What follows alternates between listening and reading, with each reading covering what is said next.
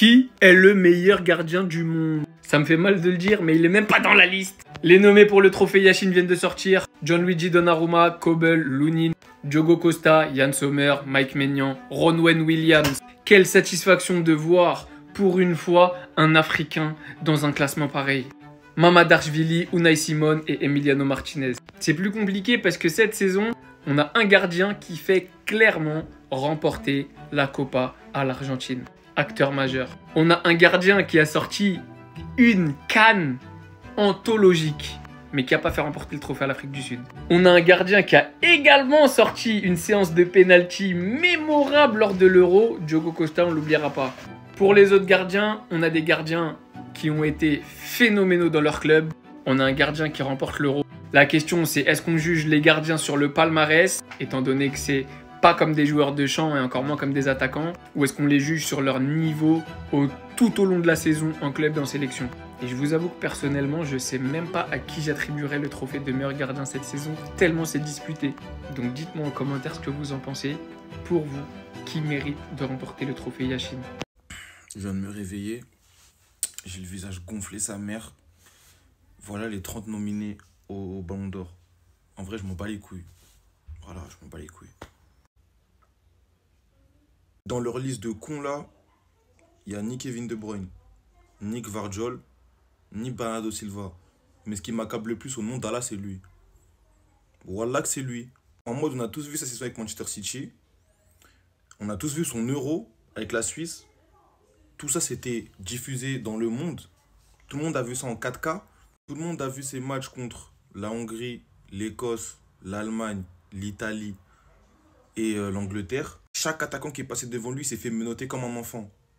Comme un vulgaire délinquant, il s'est fait menotter. Tellement ses performances étaient dingues, il est sorti en quart de finale contre l'Angleterre. Il a quand même fini dans le 11 de l'équipe type de l'Euro, aux côtés de Saliba, en défense centrale. Il a performé avec Manchester City dans toutes les compétitions possibles. Il a performé avec la Suisse. La Suisse. Tellement il a performé, il a fini dans le 11 type de l'Euro. Et malgré ça, il n'a pas sa place dans les 30.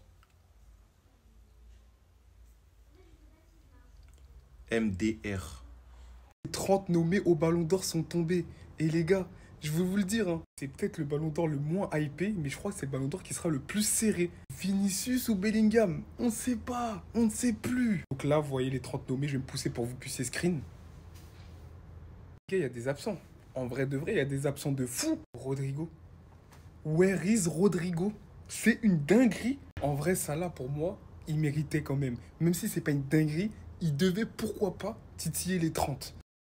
Tout de suite, j'en ai vu plein parler de De Bruyne, mais je suis désolé, avec son Euro, et même sa saison avec Manchester City, il a eu v'là les absences, v'là les matchs où il était absent. C'est pour ça, quand on vous dit de regarder les matchs, c'est important. Au moins, renseignez-vous sur SofaScore, au moins. Après, on va dire, on crie au racisme trop facilement. Mais pourquoi il n'est pas dans les 30? 30 buts, 3 passes décisives cette saison en Bundesliga. 30 buts. Par exemple, il y a un Dovbyk.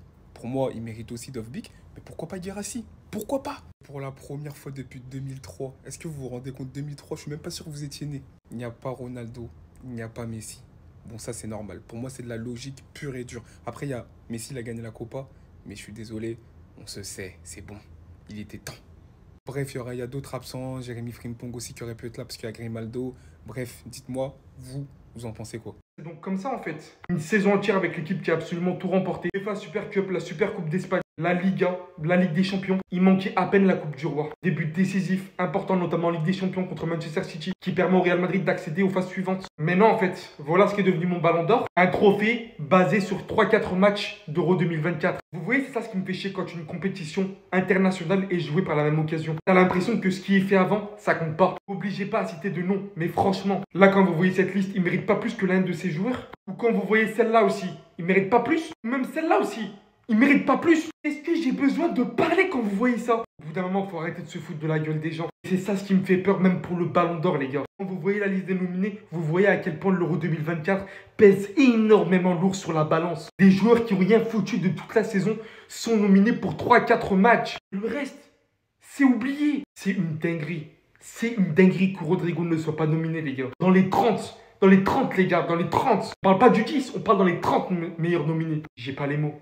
J'ai vraiment pas les mots. Ah, les choses sérieuses commencent. Les 30 nominés du Ballon d'Or sont officiellement sortis, on voit ça ensemble. Ah, ça spawn comme ça direct. Première page, dites-vous qu'il peut y avoir déjà un éventuel Ballon d'Or. On commence directement avec Jude Bellingham, suivi de Ruben Dias, Phil Foden, Federico Valverde et Emiliano Martinez. En page numéro 2, on va retrouver directement Erling Haaland, Nico Williams, Granit Xhaka, Artem Dovbyk et Toni Kroos. Sans plus tarder, en page 3, on retrouve directement le plus grand favori de ce Ballon d'Or, Vinicius, suivi de Dani Olmo, Florian Wirtz, Odegaard, Mats Hummels. Là aussi, c'est vénère de ouf. En page 4, on va retrouver Rodri, Harry Kane, Declan Rice, Vitinha, Cole Palmer. Cinquième page, un autre très grand prétendant pour ayant vraiment tout gagné avec le Real Madrid, mais aussi l'Euro 2024 avec l'Espagne. Et c'est là que je peux vous dire que c'est vraiment très dur de ne pas le voir comme très grand prétendant.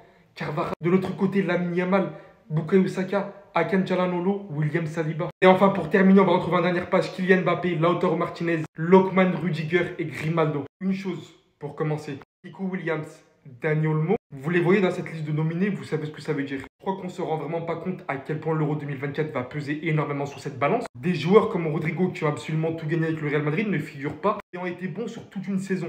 Sur une courte saison comme l'Euro 2024, pour quelques matchs, les joueurs que je vous ai cités prétendent. Mis à part ça, je trouve le classement vraiment très correct. Et personnellement, je sais pas vous, mais j'ai du mal à voir un autre gagnant que Vinicius, Bellingham ou Carvajal. Enfin, ce qu'on attendait, les amis. Nous avons la liste des 10 premiers nominés pour le Ballon d'Or 2024, les amis. C'est parti. Sont nominés Florian Wirtz pour sa saison incroyable avec le Bayern Leverkusen, Martin Odegaard d'Arsenal, Artem Dovbyk de Gérone, l'un des meilleurs buteurs de Liga la saison dernière. Sans surprise, Federico Valverde, et pour moi, il sera dans le top 10 du Ballon d'Or. Phil Foden de Manchester City, il a été élu meilleur joueur de Première Ligue, les amis, cette année. Sans surprise, Jude Bellingham, l'un des grands favoris du Ballon d'Or, pour moi, il sera dans le top 2. Monsieur Ruben Neves de Manchester City, Declan Rice pour sa saison avec Arsenal. Ensuite, on a Don Carvajal, les amis, tous les joueurs du Real Madrid qui vont apparaître là, les gars, c'est une évidence. Vitinha du Paris Saint-Germain, Nico Williams pour l'Euro de malade qui nous a sorti avec Lamine Yamal, Emiliano Martinez, le gardien de l'Argentine. La nomination fait déjà scandale parce qu'il y a plein de gens qui disent qu'il ne mérite pas d'être là. Je tiens juste à rappeler qu'il a remporté la Copa América avec l'Argentine, donc c'est pas rien. Ensuite, les amis, on a Mats Hummels avec Dortmund, Hakan Çalhanoğlu avec l'Inter, le bon vieux Toni Kroos, malgré qu'il soit à la retraite, il a été nominé. Il a été l'un des joueurs les plus importants au Real Madrid la saison dernière. C'est d'une part grâce à lui aussi qu'on a remporté cette Ligue des Champions. Bien évidemment, le Real n'aurait pas eu cette Ligue des Champions sans le grand cannibale Rudiger. Ensuite, les amis, on a Ademola Lookman, le seul joueur qui a réussi à briser le pacte du Bayern Leverkusen la saison dernière. Monsieur Kylian Mbappé, bien évidemment, même si sa saison dernière était un peu moyenne, mais il fait quand même partir des meilleurs buteurs de la saison dernière. Donc c'est mérité. Monsieur Lamine Yamal, bien évidemment, voilà, le poteau est là avec les enfants, c'est-à-dire pour le trophée Copa, et il est avec les adultes aussi. Il est sur tous les fronts. On termine cette vidéo, les amis, avec Vinicius, le grand favori pour ce Ballon d'Or. Oh, là, c'est une dinguerie ce qui est en train de se passer là. On vient de voir la liste des 30 nominés, les amis, pour le Ballon d'Or. Et comme vous pouvez le constater, on a des Ademola Lookman, des Martinez, mais pas de Rodrigo. Avec tout le respect que j'ai pour Ademola Lookman, je sais qu'il a brisé le sort du Bayern Leverkusen. Oui, c'est vrai. Mais qu'est-ce qu'il a fait de plus que Rodrigo? Rodrigo, il a été l'un des acteurs majeurs du Real Madrid la saison dernière. C'est vrai que les projecteurs sont moins braqués sur lui que Vinicius, mais au bout d'un moment, il faut le respecter. Parmi les 30, il n'y a pas Rodrigo, les gars. Est-ce que vous vous rendez compte? C'est une dinguerie. Même Çalhanoğlu a été nominé. Rodrigo n'est pas le seul. Vardiol, Kevin De Bruyne, ils n'ont pas été nominés alors qu'ils ont sorti une saison de malade avec Manchester City. Je ne sais pas ce qu'ils ont pris en compte pour faire ces votes-là, mais franchement, Rodrigo méritait d'être là. J'ai comme l'impression que Rodrigo, plus on avance dans le temps, plus ça se fout de sa gueule parce que le poteau, que ce soit avec le Real Madrid et même les supporters du Real Madrid,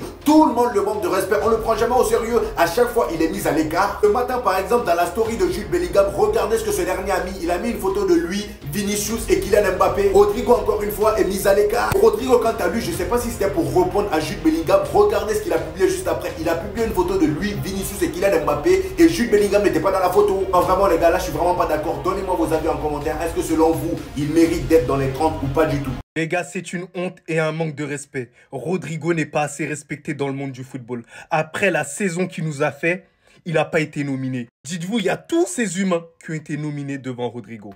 Imaginez-vous, alors que Rodrigo, il a été décisif à chaque instant quasiment du Real Madrid. Dans les moments importants, il a été l'un des individus les plus importants dans la campagne de la Ligue des Champions, dans la campagne en Liga, dans toutes les compétitions au Real Madrid, et malgré ça, on ne le met pas. Et c'est ça le problème, c'est on regarde trop la médiatisation des joueurs. Bellingham, il n'y a pas de souci, et dans tous les cas, il ne joue pas trop les mêmes postes. Martin Odegaard, il ne joue pas les mêmes postes. Çalhanoğlu aussi. Dani Olmo devant lui, s'il vous plaît, les gars. Dani Olmo, certes, avec l'Espagne, c'est tout simplement extraordinaire. Mais honnêtement, en club, c'est meilleur que Rodrigo. Ayez un peu de pitié pour nous. Cole Palmer, avec tout le respect que j'ai pour lui, il a joué à Chelsea. Ok, c'est bien en première liste qu'il a réussi à faire.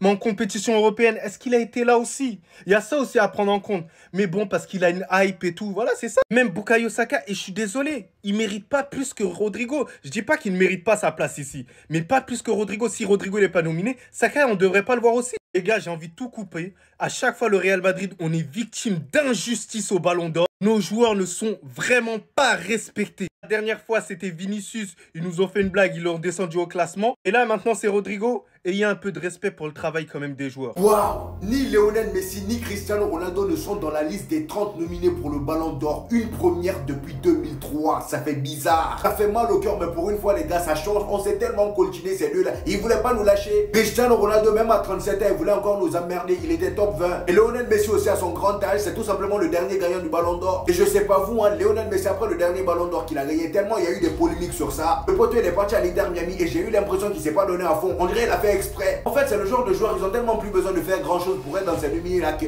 le gars il s'est dit bon là je suis fatigué, on va laisser la nouvelle génération kiffer un peu. Parce que dites-vous que malgré qu'il n'a pas fait d'effort, le gars il a remporté quand même la Copa América. Il suffisait juste qu'il fasse un peu plus avec l'Inter Miami, il serait dans le top 3. Oui, on connaît déjà. Et Cristiano Ronaldo, c'est juste dommage qu'il remporte pas beaucoup de trophées avec Al Nassr. Sinon avec ses 10 300 buts là, franchement, il serait dans le top 30 au jour d'aujourd'hui. Et bon, je pense que eux-mêmes, ça va les faire du bien de voir d'autres personnes remporter ce Ballon d'Or que. Parce que depuis 2003 les amis, est-ce que vous vous rendez compte, 2003, il y en a qui n'étaient même pas nés ici. En comparaison, dites-vous qu'il y a des joueurs comme Ousmane Dembélé, aujourd'hui il a 27 ans, mais le poté n'a jamais été dans le top 30. C'est une dinguerie, il n'a jamais été nominé dans le top 30 et pourtant il a le talent. Mais bon, lui son talent c'est la même chose là depuis Rennes. Il n'évolue pas, j'ai l'impression.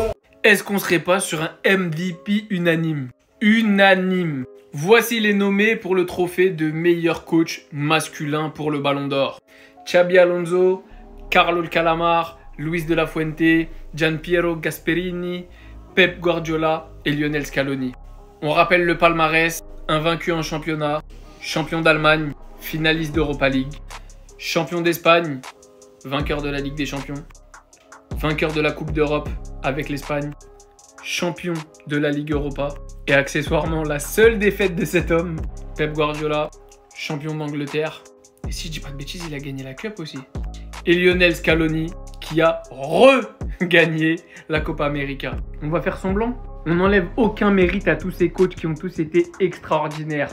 Mais une saison invincible, bordel, avec Leverkusen qui, s'il vous plaît, qui plus est. Je sais même pas si c'était possible de parier sur Leverkusen qui soit invaincu et champion d'Allemagne. Je sais même pas si c'était possible. Donc venez, on arrête de faire des manières. Félicitations Ancelotti, De La Fuente, Gasperini, Guardiola, Scaloni. On sait que Xabi Alonso va le gagner. Et pour moi, c'est lui qui devrait le gagner de manière unanime. C'est-à-dire que tous les votes, 100% des votes devraient être pour cet homme. Faut pas faire semblant. Le football proposé, les résultats, l'historique, à quel point c'était historique ce qu'il a fait cette saison. Voilà, venez pas faire les originaux à venir me dire oui mais Scaloni, mais Ancelotti, mais De La Fuente.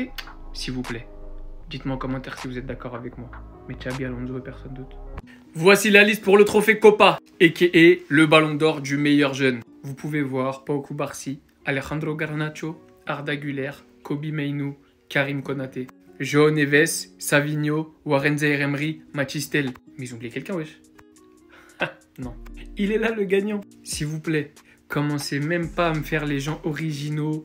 Genre, c'est quelqu'un d'autre qui mérite de gagner que Lamine Yamal. Il a remporté l'Euro, acteur majeur. C'est une découverte et c'est clairement la plus grosse pépite en termes de jeunes dans le monde actuel. Je dis pas ça parce que c'est un Barcelonais.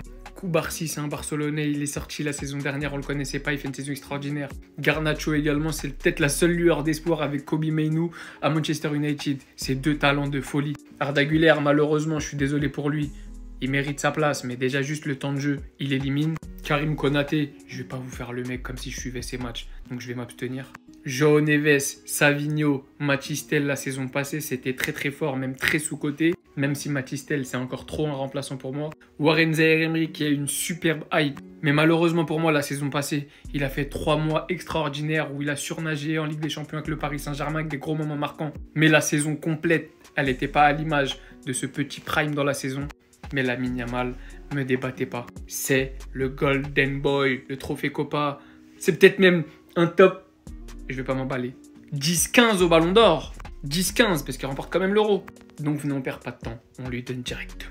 La liste des entraîneurs nominés par France Football, ça récompense le meilleur entraîneur de cette année. Alors en premier, on a Carlo Ancelotti. On connaît la saison qu'il a réalisée avec le Real Madrid. Il a permis au Real Madrid d'avoir remporté le championnat en n'ayant perdu qu'un seul match. Gagner aussi la Ligue des Champions, encore une nouvelle fois. Donc c'est quand même une valeur sûre. On a Luis de la Fuente, coach espagnol, qui a permis à l'Espagne de gagner cet euro. De la plus belle des manières, on va pas se mentir, c'est un jeu assez huilé. Donc il mérite entièrement sa place ici. Ensuite, on a Monsieur Gasperini. Il a réussi à insuffler un nouveau souffle à cette équipe de l'Atalanta. Il a été champion d'Europe. Il a gagné l'Europa League en renversant le club invaincu du Bayer Leverkusen. Monsieur Pep Guardiola, l'un des meilleurs entraîneurs de l'histoire du football, qui a permis à Manchester City de remporter pour la 4e fois consécutive le titre de Premier League. Lionel Scaloni, celui qui a permis à l'Argentine d'une nouvelle fois remporter la Copa América. Et enfin, Monsieur Xabi Alonso, qui a été invaincu lors de la saison avec le Bayer Leverkusen. Il est arrivé en finale d'Europa League, malheureusement perdu, mais il a tout rasé sur son passage. Alors je sais que mon choix, il va pas mettre d'accord tout le monde, mais personnellement, moi, mon choix, il est fait quand même. En termes de jeu, en termes de régularité, personnellement, je mettrais Xabi Alonso. Dites-moi en commentaire, vous metteriez plutôt qui? Mais sinon, en vrai, ça va toi? Moi, en tout cas, bien, alhamdoulilah. Il y a vraiment des gens qui hésitent là. Sérieusement. Franchement, en termes de coach cette année, mais il y a zéro débat. Autant pour le Ballon d'Or, je peux entendre, mais en termes d'entraîneur, c'est une dinguerie comment la concurrence a été écrasée. Et pour moi, de loin, je vous dis la vérité, hein, objectivement parlant. Parce que personne n'a la mémoire courte. Hein. Personne n'oubliera tout ça. Hein. Il a marqué l'histoire du football et de la Bundesliga. Parce que gagner le titre avec Leverkusen, quand en face de toi, tu as le Bayern Munich, ne perdre aucun match, révéler des joueurs que personne connaissait. Citez-moi quelqu'un qui a fait ça.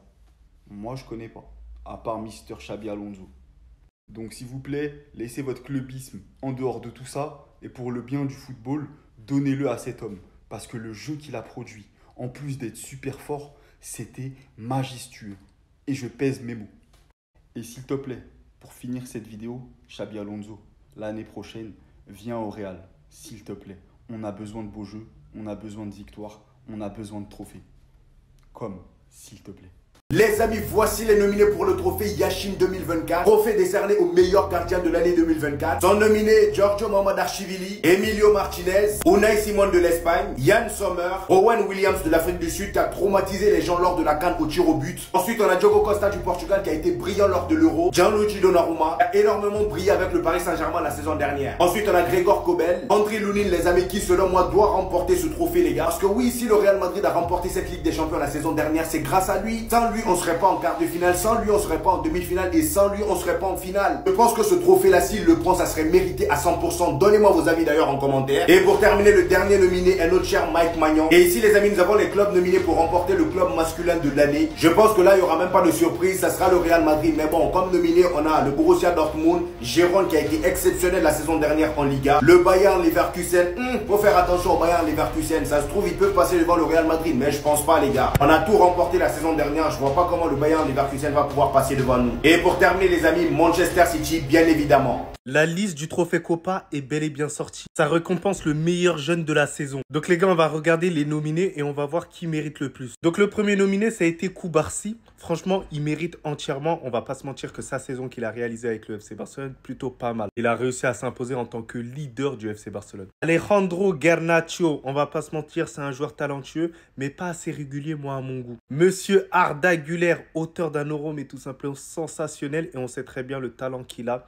Et voilà, on le voit avec le Real Madrid. Ibrahim Konaté, alors je le vois pas énormément vu que je ne regarde pas les matchs de Salzbourg. Kobe Mainoo, patron de Manchester United. Joao Neves qui fait des ravages au Paris Saint-Germain. Savigno, franchement, il est étincelant. Il me fait penser un peu à Riyad Mahrez, comment il joue en plus rapide. Mathys Tel, on sait très bien qu'il est très dangereux, surtout quand il rentre en match. Et faut pas oublier qu'il était aux portes de l'équipe de France à un certain moment. Et enfin, pour terminer, Monsieur Lamine Yamal. Alors moi, en toute objectivité, si vous voulez mon avis, pour moi, Lamine Yamal, il le mérite, mais entièrement. Il n'y a vraiment pas débat. Il est complètement hors catégorie. C'est un joueur qui a mis totalement tout le monde d'accord. Même à Madrilène, il dirait Lamine Yamal là, s'il est objectif. Mais en tout cas, dites-moi en commentaire, vous metteriez plutôt qui? Mais sinon, en vrai, ça va toi? Moi, en tout cas, bien, alhamdoulilah.